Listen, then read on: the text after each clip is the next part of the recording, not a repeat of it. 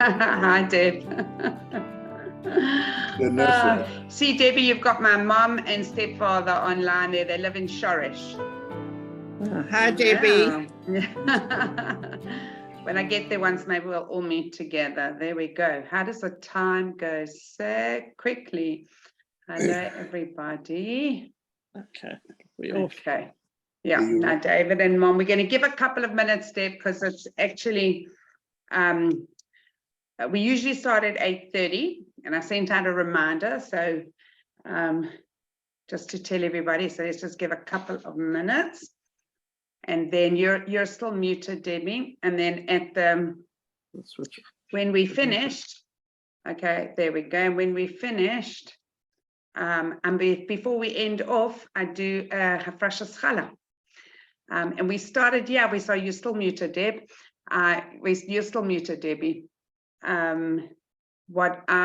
We started this, where did we start? We started at the beginning of lockdown because people were not getting out to share. And what can I tell you? Then we started, and I thought, you know, you can't, we all do challah Thursday nights. So this was the time, and then get our Shabbos table set and our Shabbos candles out, and then you're ready. And so we carried on. So we actually asked people, should we carry on or should we stop this Thursday night share? And there were too many people. They said, no, please don't stop. So we carry it on.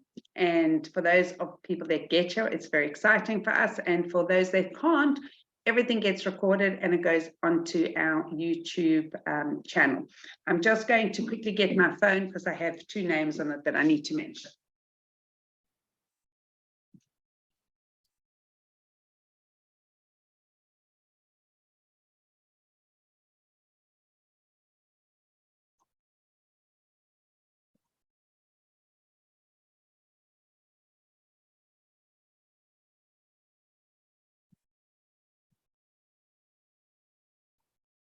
Okay, so I was actually even going to be starting. Don't worry,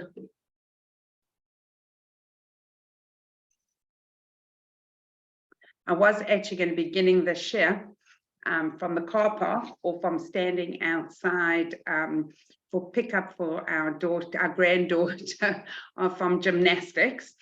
And luckily, my one son who is at home postponed babysitting for another grandchild just to go and pick them up. I said, otherwise I might be just walking through a dark alley to pick the kids up. But luckily he is actually doing this for me. So I just want to, sorry, let me just quickly get the right. We have two names, Alice. So,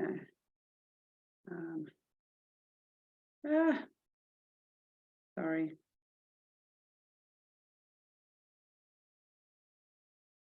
Okay, so our share tonight has been sponsored and dedicated the Ilun Nishmas Naftali Ben Tzvi Yehuda. And really, as we always say, everybody that we learn for, that we want to bring more beautiful spirituality to our world.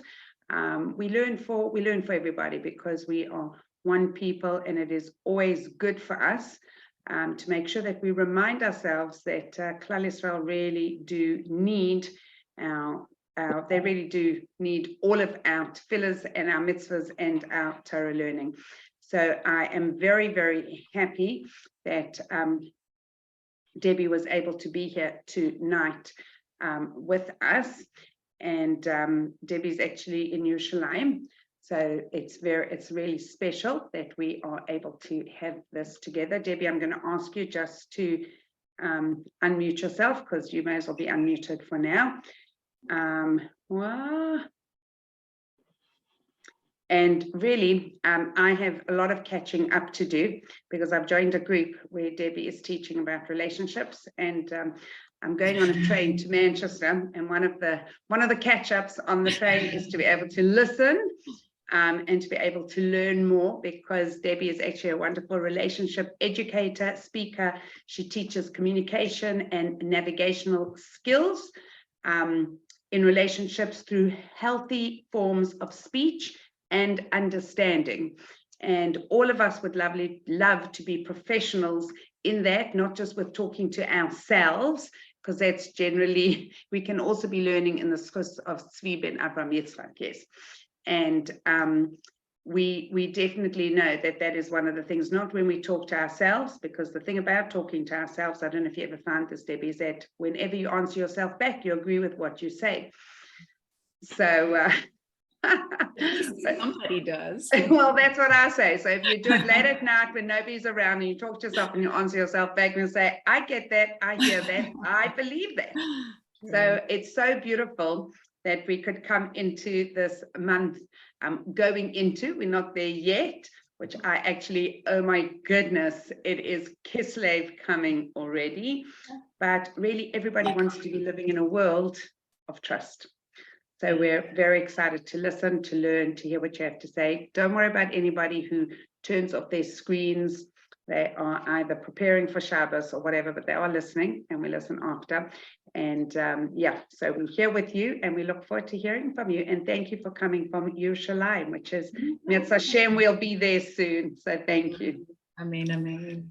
Well, thank you so much, Joanne, really, Rubin Dov, Joanne, for inviting me tonight to this wonderful group. It's an honor for me, really, and it's really is a schus. So thank you so much. I love you and Tehila. I think what the two of you do is just awesome and amazing. I love running into her at different conferences and always so special. So thank you for including me in this wonderful. Our pleasure. Group. And for a while, I was giving classes on Rosh Chodesh. So to me, the subject of Rosh Chodesh is really super and wonderful. And one of the reasons is that Rosh Chodesh and women have a very special connection. It's really our chag. It's our special day. So much so that some women won't even do certain things on that day, sewing or this or that. There's certain things that women will not do because that's our special day. And really the reason for this is it goes back to the sin of the golden calf, when the women declined to participate in the fundraising by refusing to give their jewelry towards the creation of the idol. And as a reward, they were given Rosh Chodesh as their special day to observe even more than men, which is something really nice.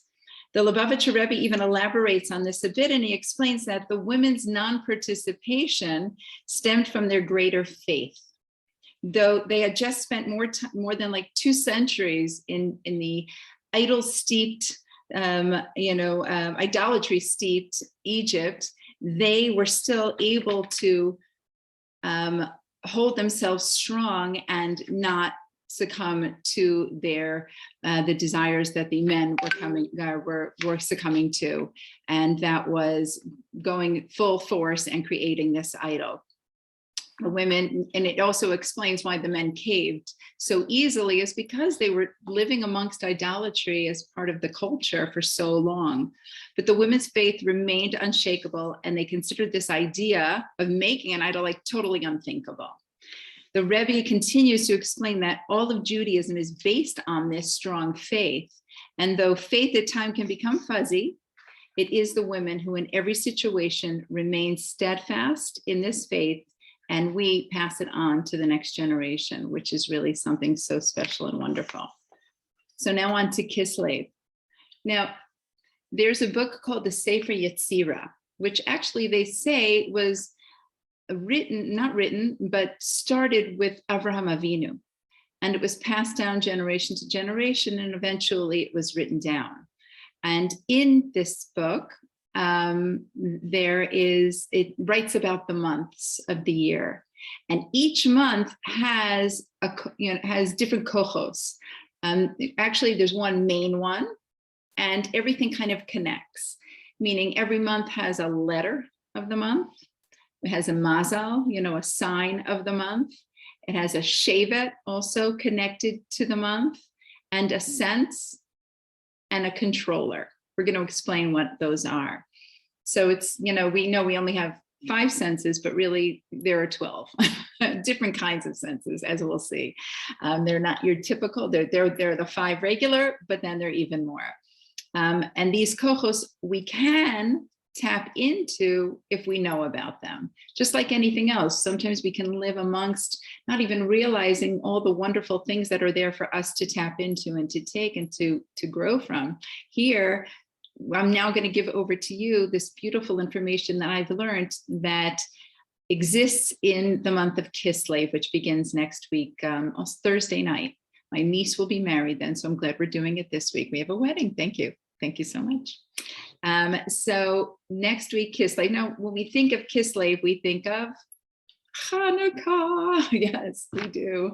Yes. And we think of, oh no, I have to go get this, do this, do this.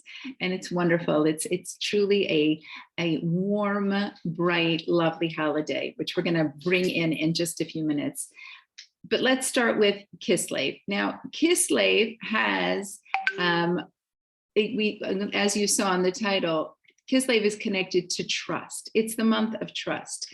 First, we're going to start with the definition of Kislev.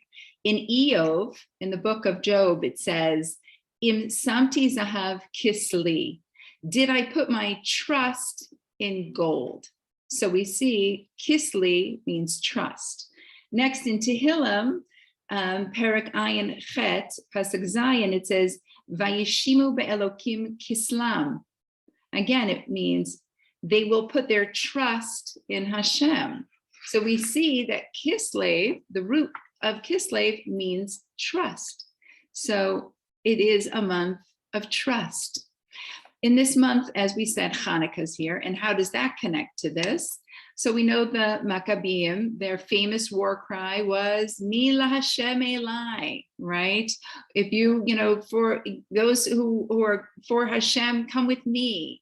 That is, the war cry that they had. And it was that they completely trusted in HaKadosh Baruch Hu. They completely trusted in Hashem, that Hashem is going to help them win this war. And when you look at it, the statistics of that war, this little small group with the very basics of an army compared to the great Syrian Greek Empire, who had elephants and had all the weapons and things that you would need for a war, it seems impossible. How could they even think to go up against them? Yet they trusted in Hashem completely, and by putting their trust completely in Hashem, they were able to win this war. And they knew it was only for those who were on Hashem's team who can join, because then they would win this war. Now we're going to look into the kochos from the Sefer HaYetzirah, the different signs. So starting with the letter of the month. The letter of Kislev is a samach. When you write a samach, it's circle. It's round, completely round, no openings. Samach also, when you write out the word samach, you'll see it in Ashrei, where it says, Somech Hashem l'chol hanoflim, right? Hashem supports all those who have fallen, right? So here again, it's a caring for. Hashem supports all who are fallen. We need to have that confidence and trust in Hashem. And when we have that, we feel the support of Hashem. We feel the lifting up and the caring. When we do, we even, what we even see is that when we fall into darkness, if we come across something in our life where we feel like we're falling into a dark area, if we can hold on to the strength of Emunah, the holding on the trust that Hashem will help you get up, you will. Hashem will help pull you out of that. And if you look at the samach, the way that connects is we go down, we come up, we go down, we come up, like around like that circle.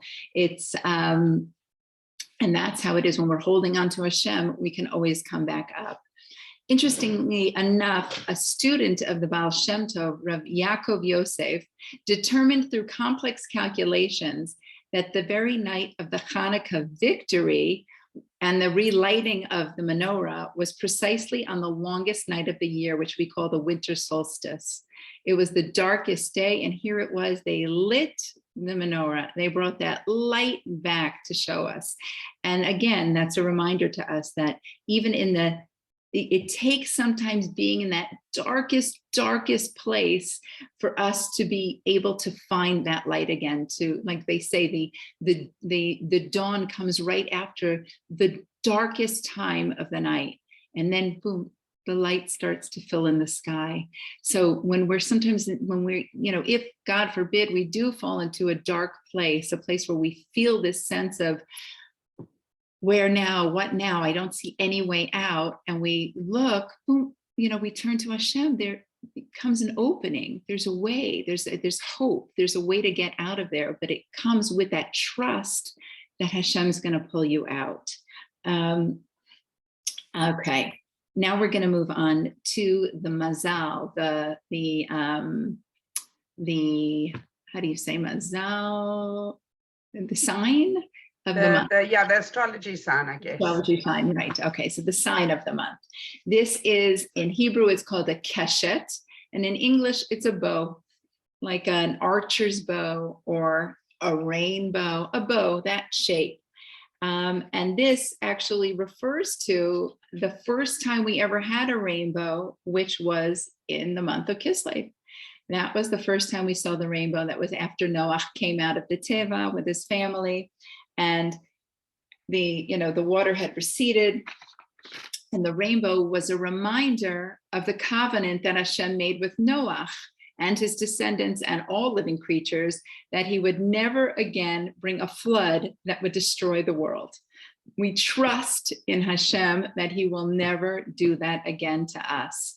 And we even make a bracha when we see the rainbow, and in the bracha that we make, it says, Zocher habrit v'ne'eman bebrito v'kayam b'ma'amaro. Blessed are you, Hashem, King of the universe, who remembers the covenant and is trustworthy, faithful to his covenant, and keeps his promise.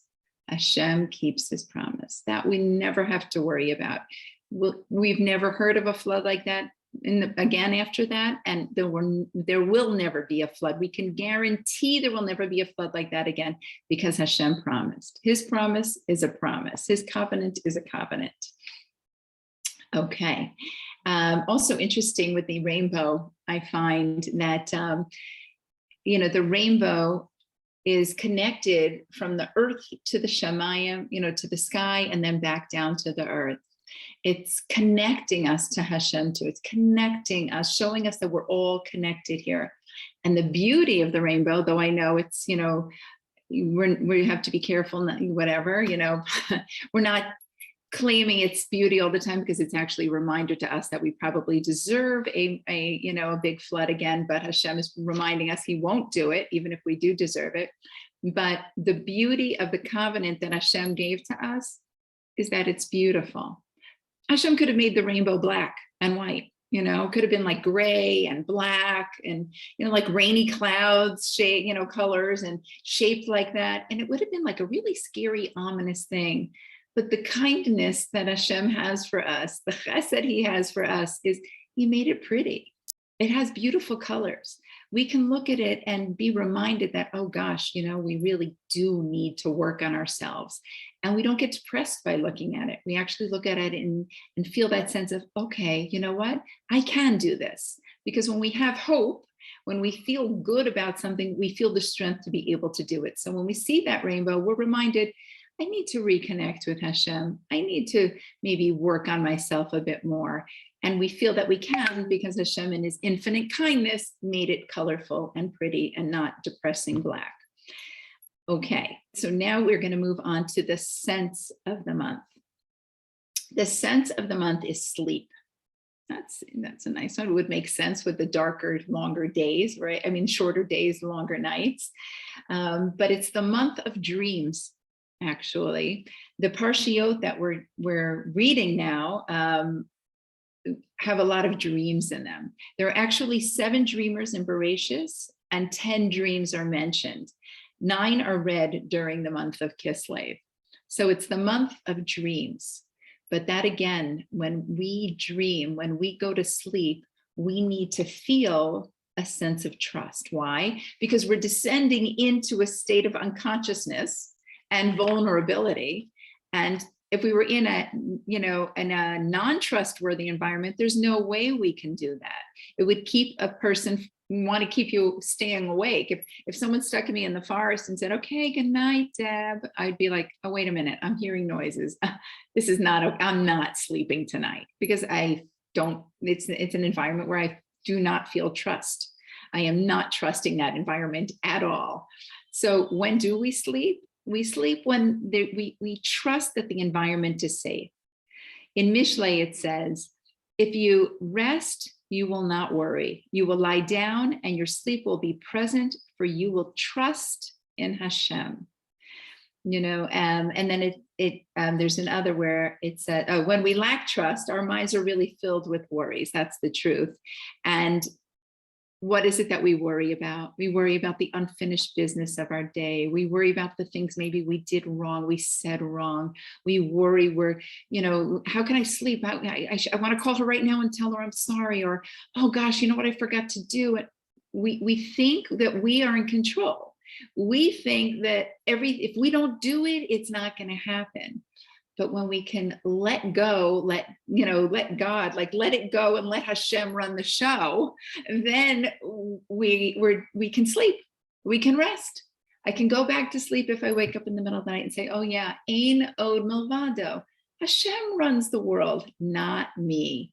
And then we can feel this sense of calmness, because we trust that Hashem is going to make sure whatever has to happen is going to happen. And please God, we should only be messengers of good things. There also, it says in Vayikra, and you shall dwell securely in your land, and I will grant peace in the land, and you shall lie down untroubled by anyone. Again, showing us that when there's peace, Hashem's taking care of everything, I can lay down and rest. So we see that there's trust in sleep too. The Shevet of the month is Binyamin. Binyamin was a tzaddik. He was the tzaddik who would cause spirituality to grow in this world. He's actually one of the 4 people who never sinned. He and Yishai, which was David's father, Amram, which was Moshe's father, and Kislev, which was David's son, and Binyamin. Those were the 4. So he caused spirituality to grow in this world. The tzaddik's role is to stimulate the heart of Bnei Yisrael to get closer to Hashem and to elevate their tefillot and their service to Hashem. So, so we see that the only way to really do that is they guiding us in our emunah, they teaching us how to trust in Hashem by watching them, by seeing how they live their life. And here it was Binyamin. So Binyamin fills those shoes. I want to share a story that I once heard, and I thought was so incredibly powerful on this feeling of emunah and this feeling of letting go. It was a story about a Rav who had come to America to raise money for his yeshiva in Eretz Yisrael. He was there, he went to America, and he went to this small community where they were there to, they were helping him out. It was a real out-of-town community. They would drive him wherever he needed to go and help him, raise the money for his yeshiva. One day he mentioned to the Kehila that he needed a ride to the next town, and which, was there a bus that he could take? One man jumped up, no, Rabbi, let me drive you. Like, you sure it's okay? Yeah, yes, please, it's my honor. So the rabbi went and picked him up. And when he pulled up in front of where the Rav was staying, the Rav came into the front seat of the car, but he hesitated because there was another steering wheel right there in the passenger seat of the car, like an English car and an American car all together.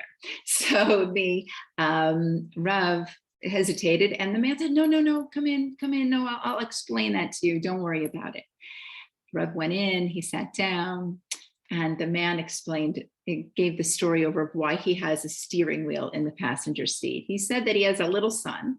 This was way long ago, before seatbelts were what they should be. And his son would come up to the front seat of the car and want to drive with his father. He would want to sit on his lap and drive with his father. So he said, every time my son would come forward and sit on my lap, I had to pull over to the side. It was so dangerous. He wouldn't stay in the back. So I thought, I know what I'll do. I'll go and buy another steering wheel, a fake one. I'll attach it to the passenger side. And then my son will sit there and be busy with that steering wheel, and he won't bother me anymore. And you know what, Rabbi, he said, my son is sure he's driving this car. It's the most amazing thing. You see him sitting there. I'm driving along. When we turn right, he's turning the wheel right. When we turn left, he's turning the wheel left. If he turns it right and we turn left, he quickly, he turns it left. And we go straight, he's holding on to his steering wheel and he's concentrating on the road. And he's sure when we get to the destination, it was he who brought him there. He brought his father there. So the rabbi heard this and he's like, oh, wow, that is powerful. He's thinking in his head, when I get back to my Kehillah, that's what I have to share. And that's what it was. He said, wow, that's us. We're the little boy. We're that little boy sitting in that passenger seat, holding onto a steering wheel, believing we're in control, believing we're in charge, believing where we end up is because of our hard work and our efforts. But really it's Hashem. Hashem's driving the car. Hashem's the one driving and leading us to where we have to go, to our destination. And when we can remember that in life, I have to tell you, the weight that comes off is incredible, because we're focusing in on who's running the show, who is really in charge. And we don't have to allow ourselves to feel this sense of heaviness and guilt. So I love that story. I thought that was just a great mashal. So what is trust? Trust. So we know that trust is a very important midah that Hashem really appreciates. How do we know? Because in Parshas V'haloscha, it says, B'cho beiti ne'emanhu. In my entire house, he is trusted. Hashem was speaking about Moshe Rabbeinu. This is the word that Hashem chose to describe him showing us that this is the midah that matters. This is an incredible midah when you can trust somebody. And Moshe Rabbeinu showed trust in Hashem. And this is what he loved in Moshe Rabbeinu. We also say, when a young couple gets married, what do we say? That they should build a bayit ne'eman b'Yisrael, right? Again, we're saying that they should have a trustworthy, loyal home. Trust, it's such an important part of a relationship, of a marriage, of a friendship. Trust is so important. And at the end of Vayivarech David, we say every day, it says, Umatzata et levavo ne'eman. You found his heart faithful, trustworthy before you. This is speaking about Avraham Avinu when he went into Orkust, into the fire. And because he had complete trust in Hashem, he was able to come out of that fire, literally walk out. And again, Hashem says it, like he changed his name to Avraham from Avram because of this act of showing such trust in Hashem. So let's talk about the definition of trust. This is a state that occurs when you know someone has your best interests in mind, not just his own. It's the faith that you have in someone that they will always remain loyal to you and love you. This is person to person, because there are really three types of trust that are so important in our life.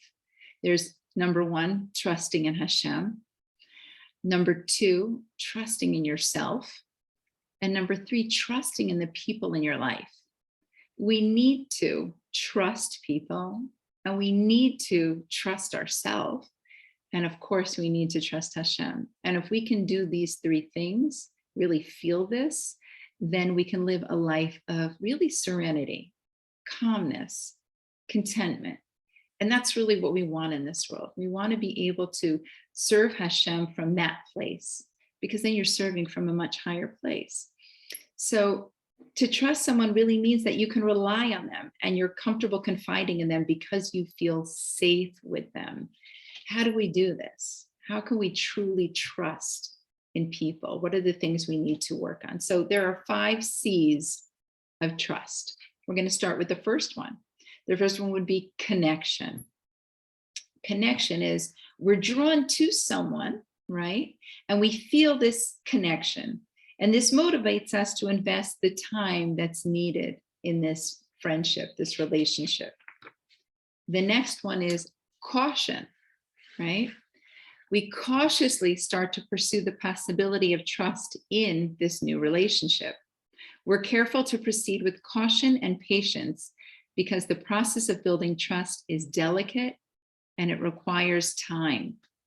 And if trust is ever broken, you have to go back to this second C again, this caution, because unfortunately, when trust is broken, you have to start rebuilding again. The third one is consistency. This is where trust really begins to form in the relationship. It's the primary ingredient of trust. When we experience consistency in the relationship, honest words and actions will naturally come out because we'll allow our guard to come down. We'll allow our vulnerability to come forward. We'll have the courage to share with this new friend in our life, this new person in our life. And then that brings us to courage, number 4. Courage. Trust is rooted in viewing consistency in another person, but still it requires this element of courage. Faith is really what it is. This is when we're willing to take that risk, sharing something more personal, opening up, because now we feel safe and secure with this person in our life. And then there's commitment. Our courage to trust always leads to commitment, right? This level of commitment defines the relationship. Example would be like listening and supporting each other, showing consideration and care for each other, trusting each other and know what's best for not just yourself, but for the other person, showing mutual respect for boundaries in the relationship as part of trust. And those are all so important. But why do we trust? Why do we need to? Can't we just like do our own thing and go through life and just tackle it ourselves? No, really, even though it is risky sometimes, trusting others can bring great, great rewards. It's necessary to obtain resources and benefits that we can't obtain on our own. Meaning we're able to get to a certain level or to do certain things and to accomplish certain things in life, but we can't do everything. If there are people in our life that we can trust and we can get things done together, like we can accomplish so much more. Just like trusting people to teach you, trusting people to teach you a new skill. You know, we can't do that on our own, but if we trust someone, we can gain so much. The human body and mind, the way we are made, is that we have a built-in system that guides us who to trust also. So we do have to believe in ourselves to be able to trust other people. We need to be in tune. And when we can trust ourselves to trust people, then we can move along in the relationship.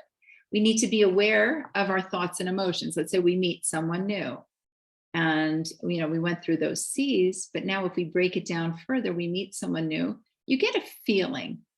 You feel like, oh, you know what, I can trust. Do you ever find like you go to a whole group of women are there and there's someone who you just feel this connection to. You feel like this is someone I can trust. This is someone I can talk to. That is your internal, and Hashem built this into us, ability to trust others. And you need to listen to that. You need to listen to that voice. If your voice is telling you, this one I'm not so sure about, something I'm feeling a little, trust yourself. Trust yourself. We're not always right. You know, we sometimes have to look further. Maybe someone's in a bad place at the moment or whatever, but trust yourself. Hashem gave you that ability. But you do need to be aware of your thoughts and emotions and listen to them. Don't ignore your core values. Have the courage to stick to them in all relationships, and don't allow peer pressure to change what you believe in. That's how you can, trust yourself. This is building up of yourself, expressing yourself honestly, This means saying no to things that you don't agree with. That's important in a relationship. You should always be able to do that in a trustworthy relationship. You should be able to express how you feel about things, not always be pressured to agree with what the rest of the group is saying. That's something that is not a healthy relationship. And know when to prioritize your well-being over everything else, meaning you need to create boundaries in all these relationships. You need to keep those very clear-cut boundaries of what you believe in, what you hold on to, what's important to you, listening to others, hearing others, learning from others, but not ever giving in on the things that you know are your core values. And that, again, if you're in a relationship where you feel that you can do that, that is a trustworthy relationship. Not allowing other people to stop you also from succeeding in what you want to do. You have to trust your intuition. And when you are not sure, run it by someone you trust. That's always good. Have a mentor in your life who you do trust, who you do believe in, who can help you in certain situations and end certain relationships. And it's interesting, earlier than most people would imagine, the minds of children are already calculating who they feel they can trust. It's something very innate in us. There was an experiment with infants between the ages of 2 and 10 months. They were shown 2 puppets. One puppet who was a nice puppet, a good puppet, and the other puppet who was a mean puppet. It wasn't a nice puppet. There was not comfortable feelings coming from the way it was acting. And they found after the show that the kids would reach towards the good one. They wanted to connect to that one, to the good one that seemed calm, calmer, or just speaking in a way that they trusted was safe. And then they did a study with between the ages of 3 and 5-year-olds, where they were asked to watch 2 adults naming familiar objects. One always getting it right, like holding up cup, book, pen, and then the other one would go, would hold it up and say, computer, and hold this up and say cup. And the kids would watch these 2 adults do this, and they started to just put their attention on the one that they saw was getting it right.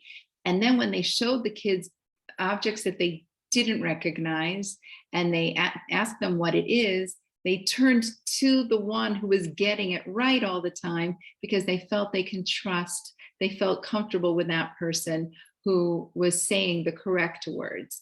They felt this sense of they believed in that one. That was the one who seemed to know what was going on. And that was between ages 3 and 5 years old. And even when they brought them back weeks later, these kids still remembered which one was the one who said it correctly, who was the honest one. So we really do have built within us this ability to know when to trust, who to trust, and again, how to trust ourselves. And that's truly important. Is it a risk to trust people? It could be. It could be, but it's worth it. It allows people to work together for greater rewards that only cooperation can get you to. But it's not built overnight. A trustful relationship, trusting in yourself, trusting in people, and mainly trusting in those around you, really takes time. It takes time to build this in the relationship. It takes a series of trustworthy actions and behaviors to get to that point, to see it building up. Our actions impact trust in a friendship. One untrustworthy act, like we said, can totally break it. It breaks the relationship. If someone sees what just happened here, like, why would you do that? I thought we had a trust.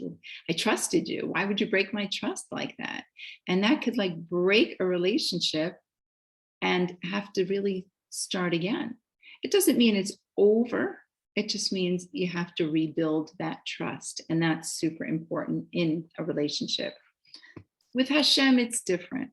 With Hashem, it's different. As soon as we're able to take that step towards Hashem and say, I trust, I believe in you. I know it's not me. I'm doing my efforts. I'm making my efforts. my hishtadlus, but I know that you're running the show here.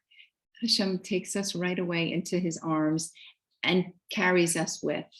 But unfortunately, if we forget that and we say, no, you know, I know it's because I work so hard. I went to the best schools. I didn't get here because, you know, I didn't work hard. I got here because I'm working hard. I'm successful because I'm working hard. And you know what? And I trust that guy over there, he's going to be the one to help me through this situation. You know, when Hashem sees us do that, that's exactly what ends up happening. Hashem says, oh, you know, hey, go ahead. Go, that is the one you believe in, you trust that he's going to get you through the situation. Okay, I'm going to let that work. But as soon as we turn and say, Hashem, I'm in your hands, and I trust that you're going to help me here, and I trust that you're looking out for my best interests, we are grabbed up by Hashem and guided along, and we do see and feel a difference. Not only in the fact that we can let go of the heavy weights that sit on our shoulders, but also we know we're cared for. We know we're being cared for. We know we're being taken care of. And that is so important. That is a feeling that gives you serenity in your life, without a doubt. And Hashem won't ever break his trust with us. We might, but you know what? He still won't drop us. He won't forget us because we fall. He'll let us get up and try again. So that relationship in itself will carry us through so many things. We all remember COVID, which still seems to be around, but when things were really crazy and unknown, you found the people that were able to just kind of glide through. You know, it was scary times and no one knew what was going on. No one understood. Do we vaccinate? Don't we vaccinate? This, that. It was becoming like two sides. It was crazy. Rabbanim were saying what you should do, and people were, you know, not sure, and even saying things about the Rabbanim which weren't, I couldn't believe. It's like, if you have emunah that Hashem is taking care of you, then you have emunas chachamim, you believe and you trust in the Rabbanim who are connected, then you're going to be fine. And I found those were the people that made it through much more chilled. They kept saying, "Ein od milvado." It's going to be fine. No one knows what's going on.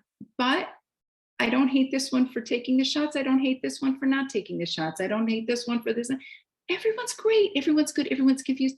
Everything's going to be fine. And those were the ones who had full trust in Hashem. Hashem, you're running the show here. You're planning everything that's happening here. I'm just going to do my hishtadlus and follow what my Rav says. I'm going to do my hishtadlus and do, you know, what I'm supposed to do. And they were the ones who came through. And that's what true emunah is. If we can get through life and put our trust in Hashem in everything that happens in our life, we'll see that we could take that deep breath in the morning and just let it go and let Hashem run the show. You will have a fabulous life, I promise you. So I want to wish you an all early Chodesh Tov, 1 week to go. Enjoy Cheshvan while it's here, because it's also a pretty powerful month. And it should just be full of shalom and ahava and smachot and yeshuot, and everything you daven for should be answered barachamim, and just a really, really beautiful month. And feel the trust, grab the trust, and really just and fly with it. Amen. So beautiful. Thank you. I'm going to grab my dough quickly, but thank you. That was beautiful. And yeah, I think you're right. We have to enjoy the last part of Cheshvan and move into the light. And we actually, Be'ezrat Hashem, next week have the bar mitzvah of another grandson of Tehillas, the second boy.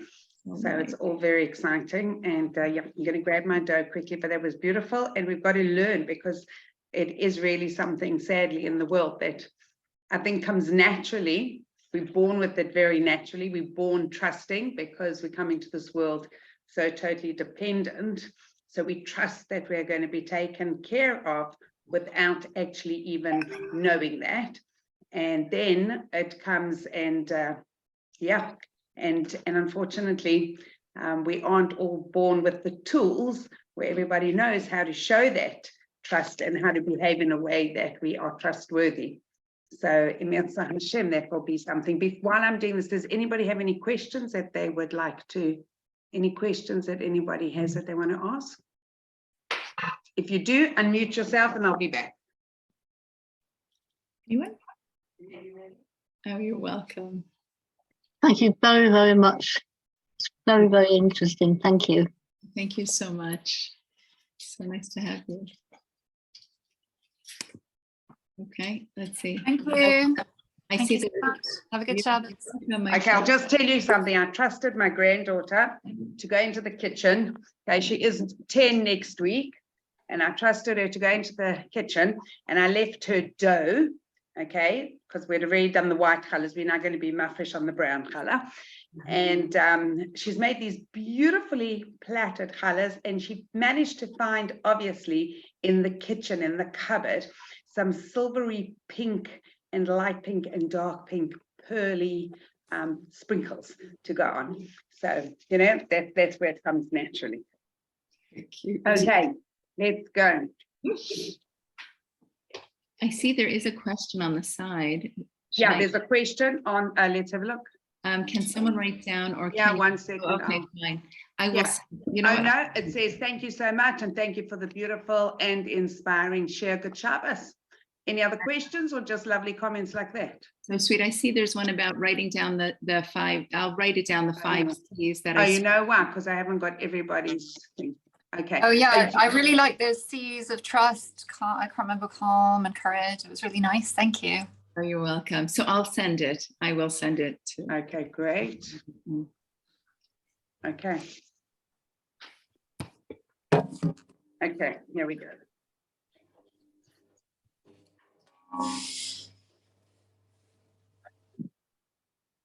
Baruch atah Adonai, Eloheinu melech haolam, asher kiddushanu, b'mitzvosav v'tzivanu, la'afrish chala min ha'isa. Amen. Arei zu chala. In the zechus of the mitzvah of Afrashas Chala, may all Nashim Tzadkaniyot be zeiche to greet Mashiach very, very soon, that we should all merit to have refuahs, Yeshuas, to continue growing in our learning, and Be'ezras Hashem be in Eretz Israel very, very soon. That's a special one for you, Shulamit. So, Thank you. and for those Yes. that are there, just keep it warm because we're coming and on our way very soon. And Debbie, thank you so much. And thank you for staying up late to be able to inspire us. My Thank you. pleasure. And we look forward to, please God, seeing you soon. Okay, wonderful. Okay. Good Okay. job. Good Shabbos, everyone. Oh, one more thing. Tzipi had a baby. And you will see Tzipi's name on any of the flyers. It would be Tzipi is actually changing to Chevy, because Chevy will be happening. So Tzipi had a baby boy yesterday, and Rabbi Rosenblatt, who's working in our schools program now, had a baby girl. So someone on the group has already claimed Shotchanos. So they're waiting a few years to get there. Okay. That's everybody.